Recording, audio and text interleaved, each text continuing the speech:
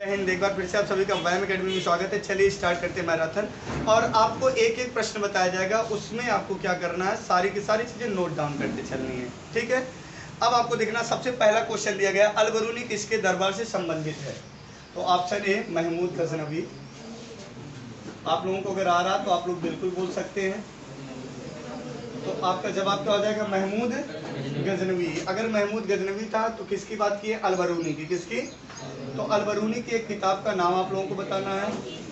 तो आपका जवाब हो जाएगा किताब उल हिंद। क्या नाम है? किताब उल हिंद।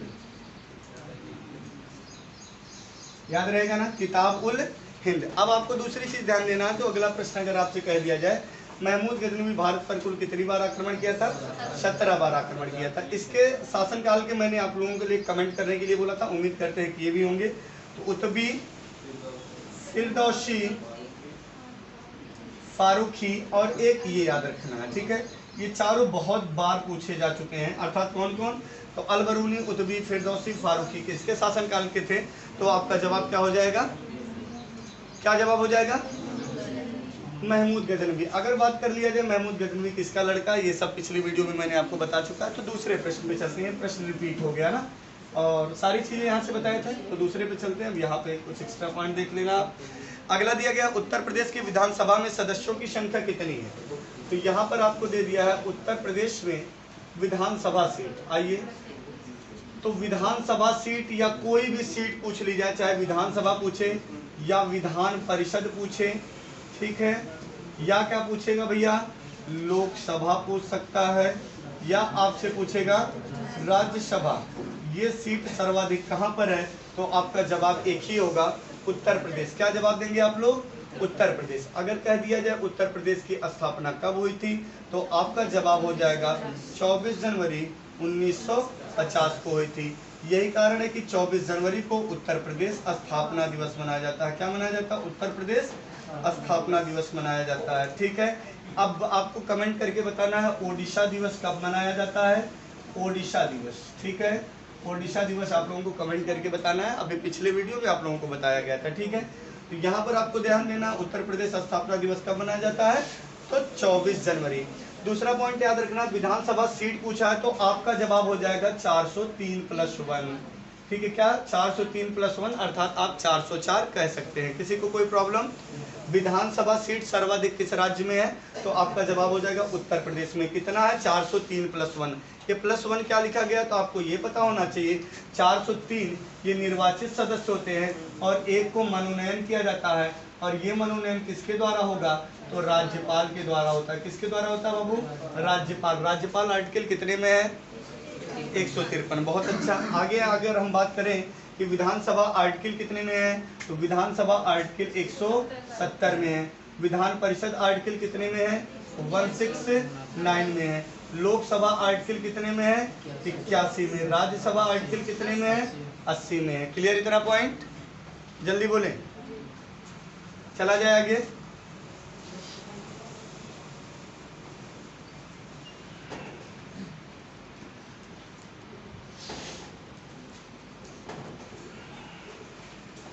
अगला प्रश्न आपको बताना है, चंद्रप्रभा वन्य जीव विहार किस जनपद में स्थित है? तो चंद्रप्रभा को पूछा है। तो चंद्रप्रभा कहाँ पर भैया? चलिए, उत्तर प्रदेश में कहाँ पर विकल्प दिया जा रहा? बांदा जिला, मिर्जापुर, बहराइच, वाराणसी। बांदा जिला, ठीक है, Bahraich, Varanasi, none of these. जल्दी से आप अपना जवाब दे लेंगे तो आपका जवाब यहाँ पर क्या हो जाएगा? वाराणसी। क्या हो जाएगा? वाराणसी। यहीं पे कुछ चीजें और याद आपसे पूछ लिया जाता है। काजीरंगा राष्ट्रीय उद्यान कहाँ पर है? तो असम चल दिए। काजी मानस, तो क्या हो गया? काजीरंगा। ठीक है, असम चल दिए। काजी मानस, तो ये काजीरंगा कहाँ पर है भैया? तो आपका जवाब हो जाएगा काजीरंगा है असम में। कहाँ पर? असम। असम में ही विश्व का सबसे बड़ा नदी द्वीप है। विश्व का सबसे बड़ा नदी द्वीप जिसका नाम क्या है? तो आपका जवाब क्या हो जाएगा? माजुली। क्या नाम है बाबू? माजुली। याद रहेगा सबको। विश्व का सबसे बड़ा नदी द्वीप कौन सा? माजुली। कौन सी नदी बनाती है? ब्रह्मपुत्र। ब्रह्मपुत्र नदी बनाती है। याद रहेगा। ब्रह्मपुत्र कहाँ से निकलती है? तो चेमायंग डुंग नामक ग्लेशियर से। चेमायंग डुंग नामक ग्लेशियर से निकलती है। देखिए कितना प्यारा नाम है, छेमायंग डुंग नामक ग्लेशियर से निकलती, याद रहेगा ना। अब ब्रह्मपुत्र सबसे पहले उत्तर भारत के किस राज्य में प्रवेश करती है, तो आपका जवाब क्या हो जाएगा, अरुणाचल प्रदेश। कहाँ से निकलती है बाबू, सॉरी, भारत में सबसे पहले किस राज्य में प्रवेश करेगी, अरुणाचल प्रदेश में। अच्छा, ब्रह्मपुत्र को अगर बोल दिया जाए तिब्बत में किस नाम से जानते हैं, तो आपका जवाब क्या हो जाएगा, तिब्बत में इसे सांगपो नाम से जानते हैं। किस नाम से जानते हैं, सांगपो। फिर उसके बाद जैसे ही अरुणाचल से असम में प्रवेश करती है तो इसके लास्ट सिरे पे इसका नाम क्या हो जाता है, दिहांग हो जाता है। और जब ब्रह्मपुत्र नदी किससे मिलती है, गंगा से। किससे मिलेगी भैया, गंगा से। गंगा और ब्रह्मपुत्र मिलने के बाद क्या नाम दे दिया जाएगा इसे, पद्मा। और इन्हें पद्मा कहाँ पर कहा जाता है, तो आपका जवाब क्या हो जाएगा, पश्चिम बंगाल। पश्चिम बंगाल की राजधानी क्या है, कोलकाता। मध्यकाल में पश्चिम बंगाल अर्थात बंगाल की राजधानी थी लखनऊ थी, और लखनऊ को क्या कहा जाता था, विद्रोहियों की फैक्ट्री।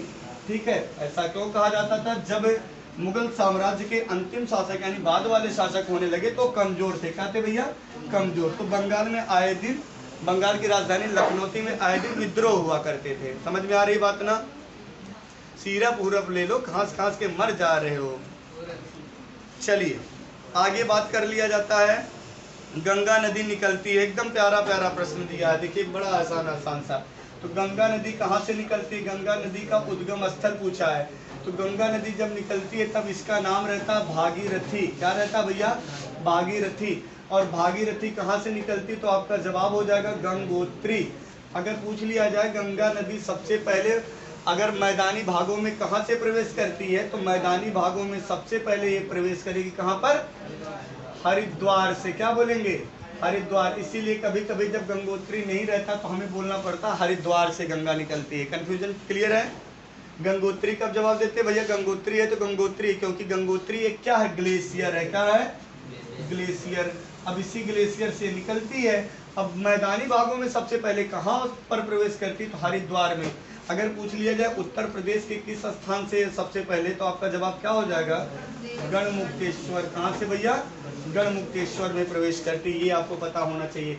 भागीरथी के साथ जब अलकनंदा मिल जाएगी, ध्यान से सुनिएगा, भागीरथी और अलकनंदा का जो संगम स्थान है वह कहाँ पर है, तो आपका जवाब हो जाएगा देवप्रयाग। कुछ बच्चे इस पॉइंट को लेके परेशान रहते हैं, भाई देवप्रयाग में तो गंगा यमुना सरस्वती मिलती, नहीं भैया, वह प्रयागराज है। क्या है, प्रयागराज। ऐसी सारी चीजें क्लियर करने के लिए वैम अकेडमी के चैनल को सब्सक्राइब कर लीजिए ताकि सारी चीजें आपकी क्लियर हो सके। अलकनंदा कहाँ पर है लल्ला, तो आपका जवाब हो जाए, सॉरी, अलकनंदा कहाँ से निकलेगी, सतोपंत ग्लेशियर से। तो भागीरथी प्लस अलकनंदा कहाँ पर मिलेंगी, देवप्रयाग। और ये देवप्रयाग कहाँ पर स्थित है, तो आपका जवाब क्या हो जाएगा, उत्तराखंड। कहाँ पर स्थित है भैया, उत्तराखंड। तो उत्तराखंड में अलकनंदा और भागीरथी मिलेंगी। जब ये दोनों नदियां ऐसे मिल जाती हैं, ठीक है, तब इसके बाद यह स्थान क्या कहलाता है भैया, यहाँ पर मिलने के बाद प्रयागराज है, सॉरी प्रयागराज बोल दिया, देवप्रयाग। ठीक है, यहाँ से ये नदी एक धारा के रूप में जाती है और इसी से यहाँ का नाम क्या बढ़ जाता है भैया, गंगा बोलते हैं। ठीक, समझ में आ रही बात ना, क्लियर है सबको। चलिए, तो जो भी पॉइंट बोला जाए आप उसको अच्छे से, अगर प्रॉब्लम नहीं होती है तो अच्छी बात, अगर होती है तो आप तुरंत अपनी बात रख सकते हैं। चलिए अगला प्रश्न आप लोगों के सामने दिया गया है। कोटापैक्सी एक जागृत ज्वालामुखी, जागृत ज्वालामुखी मतलब होता है सक्रिय ज्वालामुखी, जागृत ज्वालामुखी का मतलब क्या होता है, सक्रिय ज्वालामुखी। तो कोटापैक्सी कहाँ पर स्थित है, ये आपसे पूछा है। तो चलिए, कोटापैक्सी कहाँ पर स्थित है ये आपको बताना है। ठीक है, तो कोटापैक्सी किस पर्वत पर है, ये आपके लिए विकल्प रखा है। ऑप्शन ए हिमालय, ठीक है, ऑप्शन जो दिया वही रख दिया जाता है। ठीक है, हिमालय, हिमालय के बाद दे दिया हवाई द्वीप में, हवाई द्वीप में, ठीक है, एंडीज, वेल्डन, एंडीज सही है जो लोग बोल चुके हैं। तो इसी में आइए, चलिए प्रश्न बना के बता दिया जाता है। तो कोटापैक्सी कहाँ पर है, एंडीज में। ठीक है, एंडीज पर्वत है। एंडीज पर्वत के पूर्वी ढलानों को क्या कहते हैं भैया, पूर्वी ढलानों पर आपको एक जानवर पाया जाता है जो बोझा ढोने के काम आता है। किसके, बोझा ढोने के काम आता है, जिसका नाम क्या है, लामा। क्या है, लामा। एक चीज आपको पता होना चाहिए, जो स्तनधारी होते हैं, कौन से धारी भैया, स्तनधारी, इनकी खास बात क्या होती है, इनके आरबीसी में केंद्रक नहीं पाया जाता। केंद्रक क्या होता है, अनुपस्थित होता है किसके, स्तनधारी के आरबीसी में। बात समझ में आ रही ना, स्तनधारी के आरबीसी में केंद्रक नहीं पाया जाता। तो ऐसे कौन से दो जंतु हैं या जानवर हैं जो स्तनधारी हैं और साथ में उनके आरबीसी में केंद्रक पाया जाता है? तो ये देखेंगे, एक लामा है और दूसरा ऊंट है। क्या है बाबू, ऊंच नहीं ऊंट, क्या है, ऊंट। याद रखेंगे ना, लामा और ऊंट। ऊंट तो आप सभी लोग देखे होंगे। लामा कहाँ पाया जाता है, ये दक्षिणी अमेरिका महाद्वीप में पाया जाता है। कहाँ पर पाया जाएगा भैया, दक्षिणी अमेरिका महाद्वीप में। याद रहेगा सबको ना। दक्षिणी अमेरिका महाद्वीप की बात आए तो क्षेत्रफल की दृष्टि से ये किस नंबर पर आ जाता है, तो आपका जवाब आ जाएगा यह चौथे स्थान पर आता है। किस स्थान पर आता है, चौथे स्थान पर आता है। समझ रहे बात को ना, चौथे स्थान पर आता है। तो आइए थोड़ी सी चर्चा यहीं पे कर लेते हैं।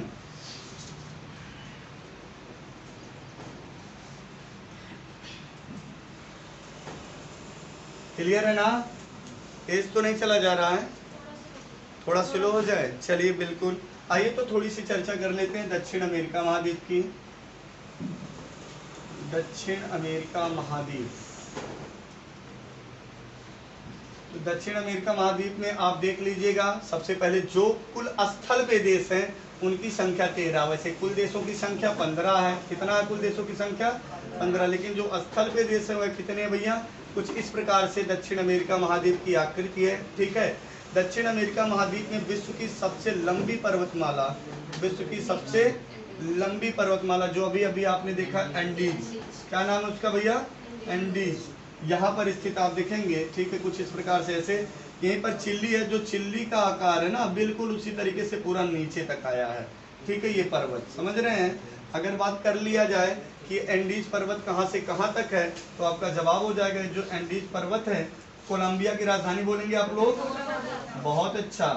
कोलंबिया की राजधानी बोगोटा से लेकर, कहाँ से लेकर, बोगोटा से लेकर दक्षिण अमेरिका महाद्वीप के दक्षिणतम बिंदु, नाम क्या है, टेरा डेल फ्यूगो। नाम लो एक बार सभी लोग, टेरा डेल फ्यूगो तक फैला हुआ है। ठीक है, समझ रहे हैं बात को ना। दक्षिण अमेरिका महाद्वीप में कोलंबिया कहाँ का देश है, कोलंबिया किस कॉन्टिनेंटल का, तो क्या जवाब देंगे, दक्षिण अमेरिका। क्या बोलेंगे, दक्षिण अमेरिका। ठीक है, और पूछ दिया जाए एंडीज की लंबाई टोटल कितने किलोमीटर है, तो क्या जवाब देंगे, 7200 किलोमीटर। बहुत अच्छा, 7200 किलोमीटर। अगर कह दिया जाए बताइए जो एंडीज है उसकी सबसे ऊंची चोटी कौन सी है, तो एंडीज की सबसे ऊंची चोटी है एकांकागुआ। क्या नाम है, एकांकागुआ। याद रखिएगा सारी चीजें। विश्व की सबसे बड़ी अपवाह तंत्र की दृष्टि से जो नदी बहती है, अपवाह मतलब जिसमें सबसे ज्यादा जल हो, उसका नाम क्या है, अमेजन। ये आपको पता होना चाहिए। अमेजन सर्वाधिक किस देश में बहती है, तो आपका जवाब हो जाएगा ब्राजील। ब्राजील की, सॉरी थोड़ा स्लो चलना है ना, ब्राजील की राजधानी क्या है, ब्राजीलिया। ठीक है, दक्षिण अमेरिका महाद्वीप में ब्राजील को क्या कहा जाता है, फैशन की नगरी। किसे कहा जाता है, फैशन की। अच्छा, कुछ लोग दिमाग में आएगा फैशन की नगरी, तो यूरोप को कहा जाता है। यूरोप महाद्वीप में किसे भैया, फ्रांस को अर्थात पेरिस को कहा जाता है। हाँ, यहाँ पर भी कहा जाता है रियो डी जेनेरियो को। किसे कहा जाता है, रियो डी जेनेरियो को। याद रहेगा सबको ना, जल्दी बोलें। विश्व में सबसे अधिक ऑक्सीजन कौन सा जंगल देता है, अमेजन का जंगल। ये पता होना चाहिए, कई बार प्रश्न बने हैं। ठीक है, चलिए आइए दूसरा प्रश्न आप लोगों के लिए रखते हैं, फिर चलते हैं।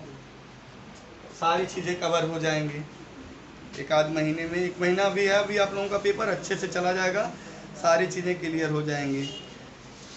चलिए, यहाँ पर दिया गया चित्रकारी किसके शासनकाल के दौरान उच्चतम स्तर पर रही। चित्रकारी अभी आपको जल्दी बताया था, पुनः आ गया। देखिए चित्रकारी सबसे, भैया चित्र का, अब मैंने बताया था चित्रकला का स्वर्ण युग किसे कहा जाता है, तो जवाब क्या देंगे, जहांगीर। अगर कह दिया जाए जहांगीर गद्दी पर कब से बैठे थे। अच्छा, सारी चीजें यहाँ पे थोड़ा सा एक बार पुनः बोल दे रहा हूँ, भले बताया गया। वास्तुकला का स्वर्ण युग किसे कहते हैं, तो आपको याद रखना इन दोनों में थोड़ा सा कंफ्यूजन होता है, कंफ्यूजन दूर करेंगे। वास्तु दोष घरों में होता है, ये आपको पता होना चाहिए। तो जो ताजमहल वह भी एक प्रकार से देख लीजिएगा घर का ही रूप है, मकबरा है। ये सबको बताया, लेकिन कहीं ना कहीं उसी तरीके से है। तो ठीक है, तो याद रखेंगे। और ताजमहल किसने बनवाया था? तो शाहजहां। इसका जो वास्तुकार था उसका नाम क्या था?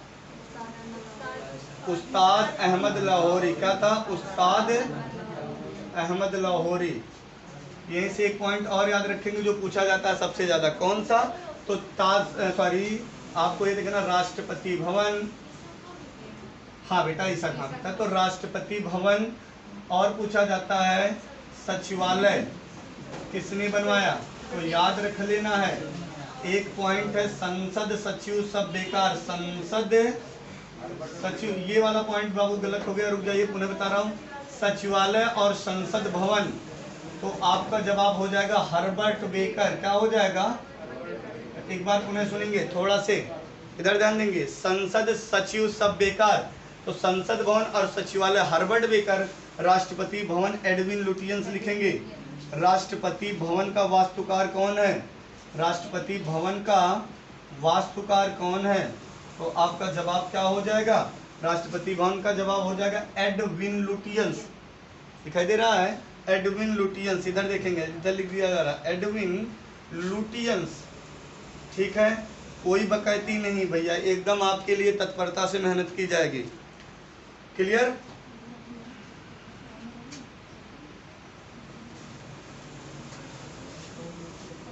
Edwin Lutyens. चलिए आप लोगों को कमेंट करके बताना, राष्ट्रपति भवन किस पर्वत के श्रेणी पर है? किस पर्वत पर है? तो रायसेना। बहुत अच्छा, वेल डन, शाबाश। रायसेना, रायसेना पहाड़ी पर स्थित है। क्लियर है ना?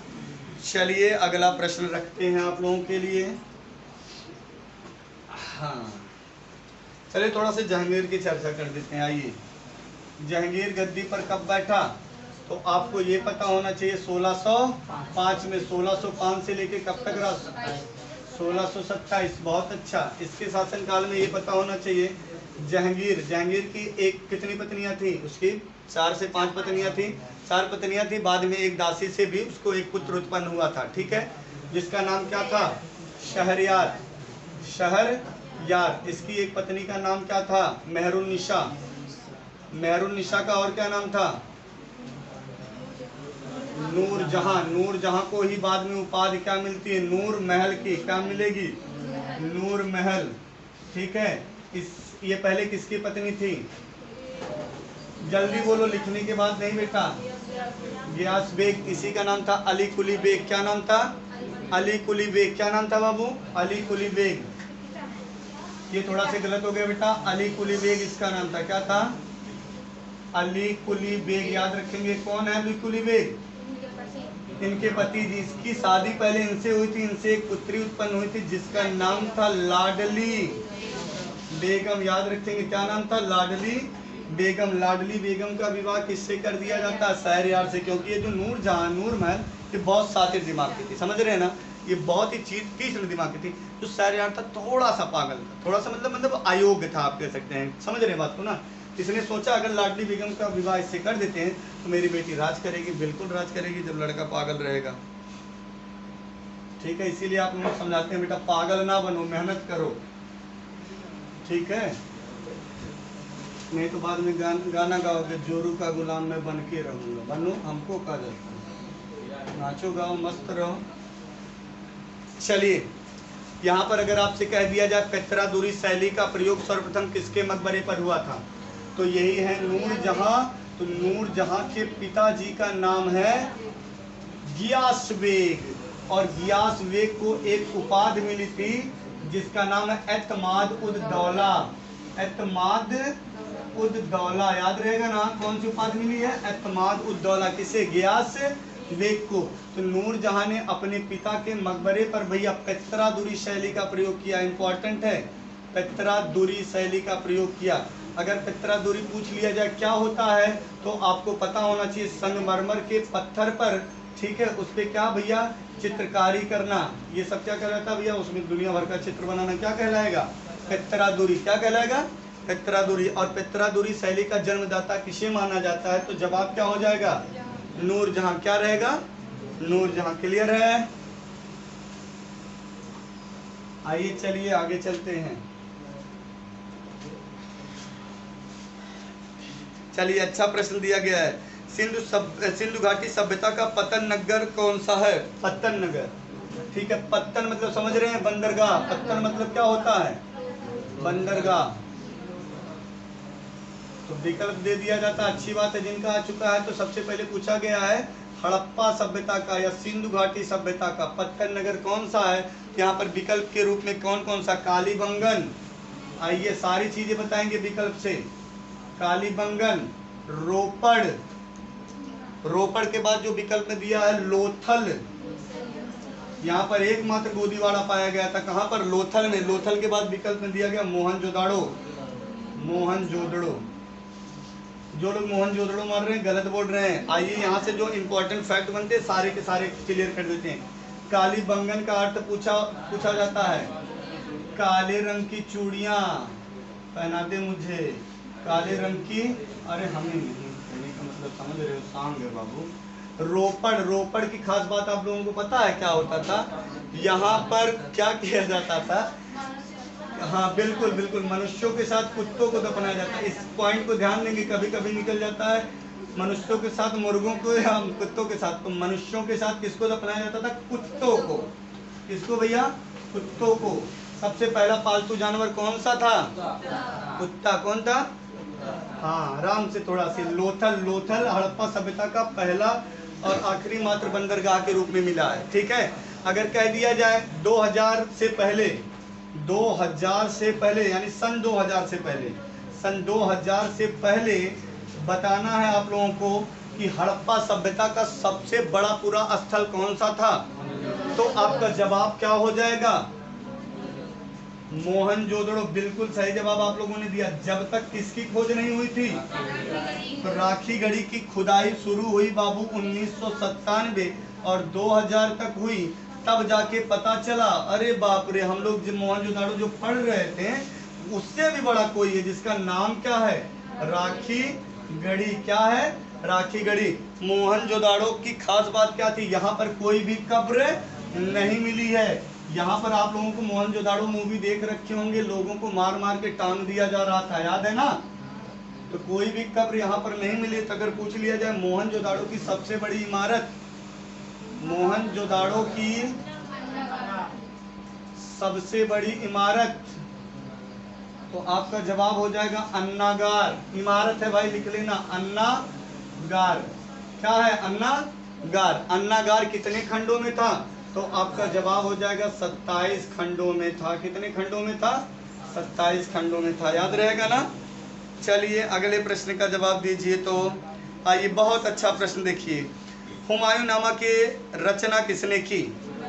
क्या बात है, तो पूछने की जरूरत ही नहीं थी, ये तो सब आप लोगों को ऑलरेडी बताया गया। तो क्या भैया नाम है? गुलबदन हुमायूंनामा, गुलबदन बेगम। तो अगर कह दिया जाए मुगल साम्राज्य में ऐसा कौन सा शासक था जो 7 दिन 7 रंग के कपड़े पहन के आते थे? तो हुमायूं, आपको पता होना चाहिए, ज्योतिष में विश्वास बहुत ज्यादा रखता था। हुमायूं का अर्थ होता है भाग्यशाली, लेकिन इतिहासकारों ने लिखा कि इसके कितना बड़ा अभागा कोई नहीं है। यह जिंदगी भर क्या रहा भैया? लड़खड़ाता रहा, और यह अंत में लड़खड़ाते हुए मर गया। बात समझ में आई? क्लियर है? जल्दी बोलो। हुमायूं का मकबरा कहाँ पर है? दिल्ली में। चलिए, बाबर को सबसे पहले कहाँ दफनाया गया? काबुल। गलत जवाब, पागल। सबसे पहले आगरा के आराम बाग में दफनाया गया था। कहाँ पर? आराम बाग में। किसकी बात कर रहे हैं? बाबर। 4 बाग पद्धति का जनक किसे माना जाता है? तो आगरा में, आगरा के आराम बाग में सबसे पहले किसे दफनाया गया था? तो जवाब क्या दे देंगे? बाबर। अब अगर बाबर की अंतिम इच्छा थी कि उसे कहां पर दफनाया जाए? काबुल में। ठीक है, बाद में उसकी पत्नी यूसुफजई ने कहां पर उसे दफना दिया भैया? काबुल में। यही कारण है कि जब पूछा जाता है बताइए बाबर का मकबरा कहां पर है, तो आप लोग जवाब क्या देते हैं? काबुल। काबुल कहां की राजधानी है? अफगानिस्तान। Well done. चलिए अगला प्रश्न पूछा जाता है। हाँ, यहाँ पर जो प्रश्न दिया गया है, हाँ कौन सा भैया? भारत में संघीय शासन प्रणाली किस अधिनियम के अंतर्गत प्रारंभ हुई? संघीय शासन प्रणाली, भारत में संघीय शासन प्रणाली किस अधिनियम के तहत? तो आपका जवाब हो जाएगा अधिनियम 1935 के तहत। ठीक है, भारत में संघीय शासन प्रणाली अधिनियम 1935 के तहत। अगर अधिनियम 1935 की बात कर लिया जाए तो ये आपको पता होना चाहिए, भारतीय संविधान, कौन सा संविधान बाबू? भारतीय संविधान सर्वाधिक ऋणी अधिनियम 1935 का है। किस अधिनियम का बाबू? अधिनियम 1935 का है। अधिनियम 1935, समझ रहे हैं बात को ना? ठीक है, अगर कह दिया जाए, पूछ लिया जाए 1935 अधिनियम के तहत और क्या क्या लिया गया, तो बहुत सारी चीज ये आपको पता होना चाहिए। 200 प्लस तो अनुच्छेद यहाँ से लिए गए हैं, समझ रहे हैं ना? 200। ऐसा कौन सा अधिनियम था जो प्रस्तावना विहीन था? प्रस्तावना विहीन अधिनियम, प्रस्तावना ही नहीं डाली गई थी, समझ रहे हैं? तो 1935 था, क्योंकि जो 1919 का अधिनियम था वहीं की प्रस्तावना यहाँ पर रख दिया गया। और आपको पता होना चाहिए 1919 के अधिनियम का नाम था मॉन्टेग्यू चेम्सफोर्ड सुधार अधिनियम। रुक जाओ भाई, चलो कोई बात नहीं, चलिए अधिनियम 1919, क्या जवाब देंगे? मॉन्टेग्यू, थक गए लग रहा, मॉन्टेग्यू चेम्सफोर्ड सुधार अधिनियम, याद रहेगा ना? ठीक है, जिसमें मॉन्टेग्यू कौन थे, चेम्सफोर्ड कौन था? तो जो पहला व्यक्ति हुआ है सचिव, तो लॉर्ड मॉन्टेग्यू या मॉन्टेग्यू जो थे ये कौन थे? भारत के तत्कालिक राज्य सचिव। ठीक है, राज्य सचिव की बात आई तो राज्य सचिव का पद कब आया? आपको पता होना चाहिए 1858 अधिनियम के तहत एक और पद का सृजन हुआ जिसका नाम था भारत के राज्य सचिव। तब ये राज्य सचिव कहाँ पे रहते थे? इंग्लैंड में रहते थे और इन्हें वेतन भारत की संचित निधि से दिया जाता था। किसके संचित निधि से? भारत की संचित निधि से दिया जाता था। यहीं तक रखा जाएगा। Best of luck.